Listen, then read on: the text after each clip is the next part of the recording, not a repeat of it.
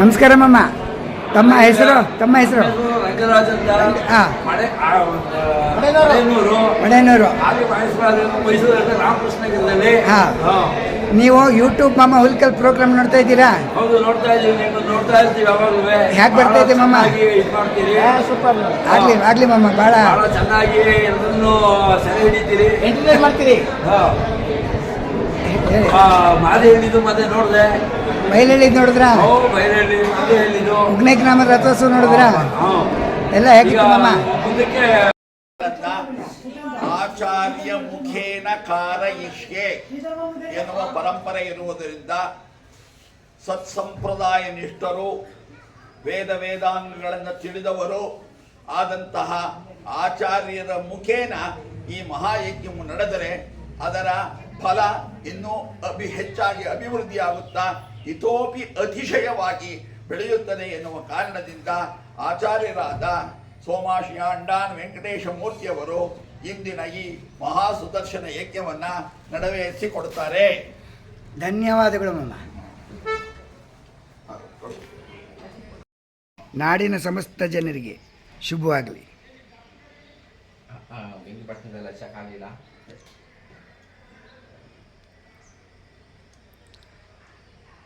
Negative ವಾರ್ತೆಗಳು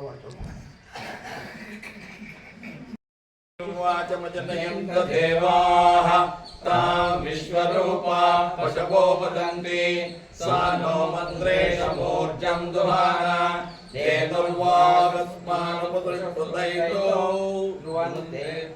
ಸಾಮಾನ್ಯವಾಗಿ ನಮ್ಮ ಆರ್ಷ ಪರಂಪರೆಯಲ್ಲಿ ವೇದಗಳು ಶಬ್ದ ಬ್ರಹ್ಮ, ವೇದದಿಂದ ನಮ್ಮ ಪರಮಾತ್ಮನ ಸ್ವರೂಪವನ್ನು ತಿಳಿದುಕೊಳ್ಳಬಹುದು ಅನ್ನುವುದು ಋಷಿಮುನಿಗಳ ಅಭಿಪ್ರಾಯ. ಯಜ್ಞ ಅನ್ನುವುದು ಯಜದೇವ ಪೂಜಾಯಾಮ್ ಸಂಕಟಿಕರಣೆ ಎನ್ನುವ ಧಾತುವಿನಿಂದ ನಿಷ್ಪನ್ನವಾದ್ದು.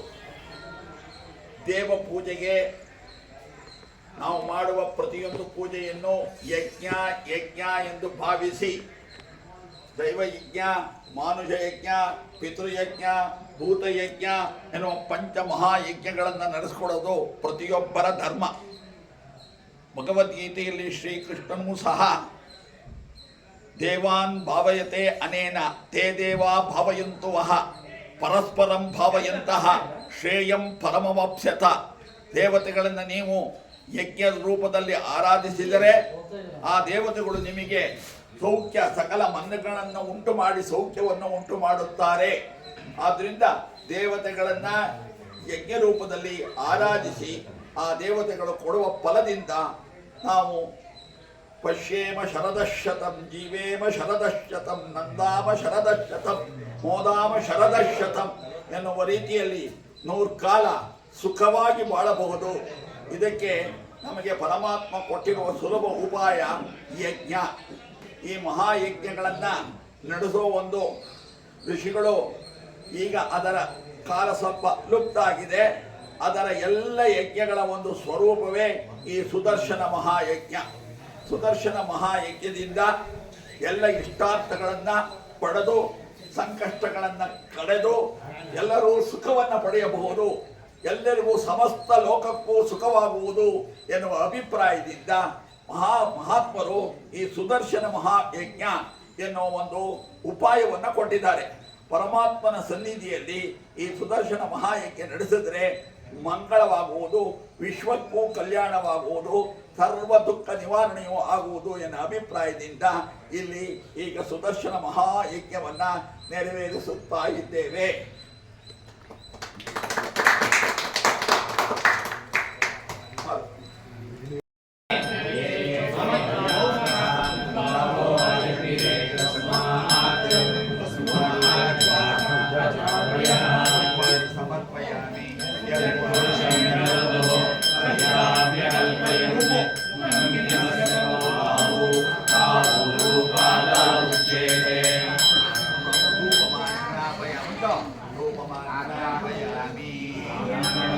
ಎಲ್ಲ ಇಟ್ಟಾಯ್ತಾ ಉಂಡೆ?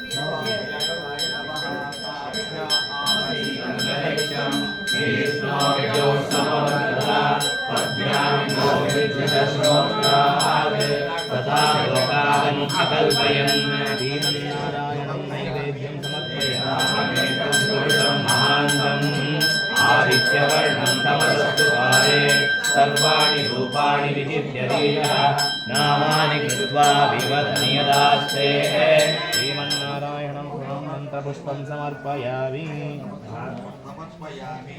दाता पुरस्ताद्यमुदारहार चक्रप्रविद्वान् प्रतिदशतस्रः तमेवं विद्वान् प्रयतोरे नान्यः पन्था अयनाय विद्यते श्रीमन्नारायणं प्रदक्षिणां समर्पयामि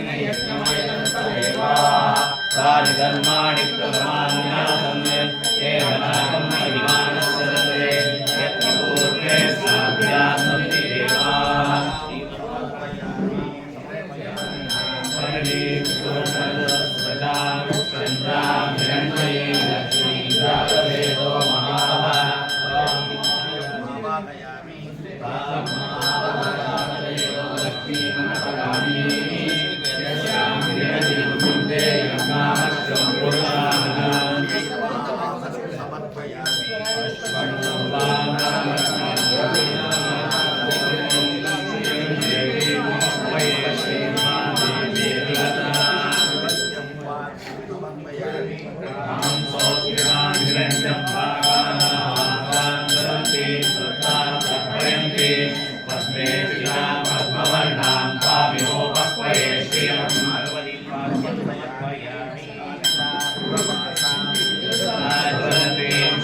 लोके देवदस्तामुदारा तां पद्मदेवी शरणं प्रपद्ये अलक्ष्मीर्मेश्वरां स्वां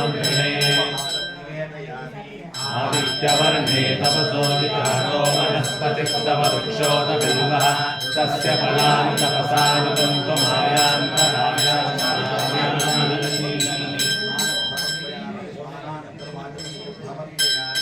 वैकुमान् देवसखकीर्तिश्चमणिनाथः राजभूतो विराजयन्तीत्यलभ्यन्तामे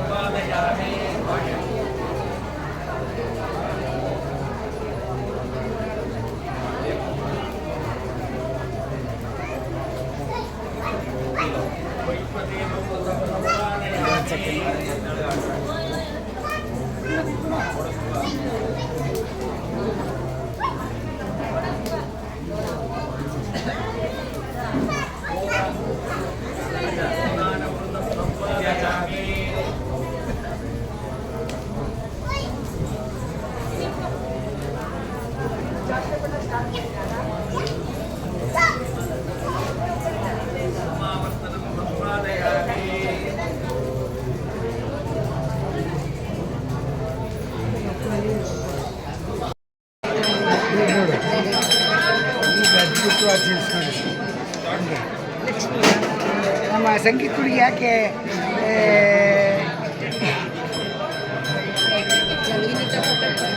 ಅಲ್ಲಮ್ಮ ಇವತ್ತಿನ ಸೀಟ್ಸ್ ಬಿಟ್ಟರೆ ಮುಂದಿನ ವರ್ಷ ಕಾದಬೇಕು. ಮುಂದಿನ ವರ್ಷ ನಾವು ಬರ್ತೀವೋ ಇಲ್ಲ ಗೊತ್ತಿಲ್ಲ. ನಿಮ್ಮ ತೆಗಿತಾ ಇಲ್ಲ ಕೊಡಪ್ಪ.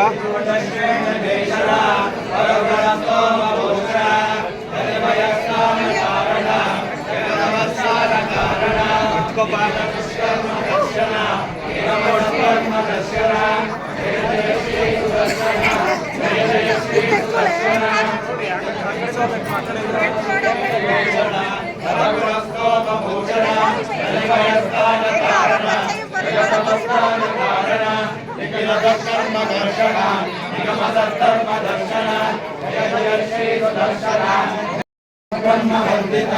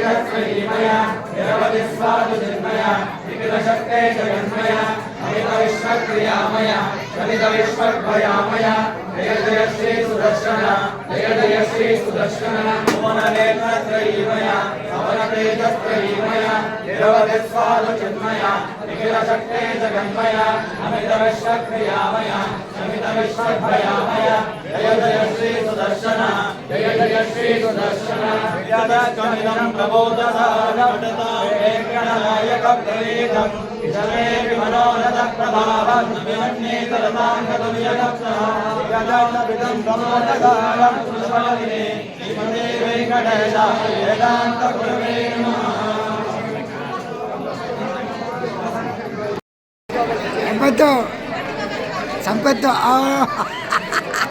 ಹಾಂ ತಡ್ಡಪ್ಪ ಹಾಂ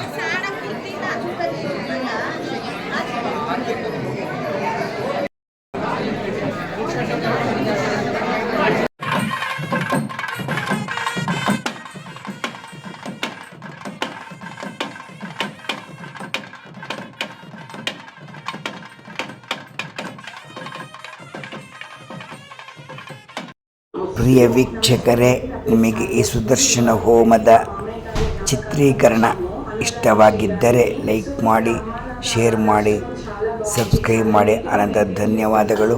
ವೆಂಕಟೇಶ ಮೂರ್ತಿ.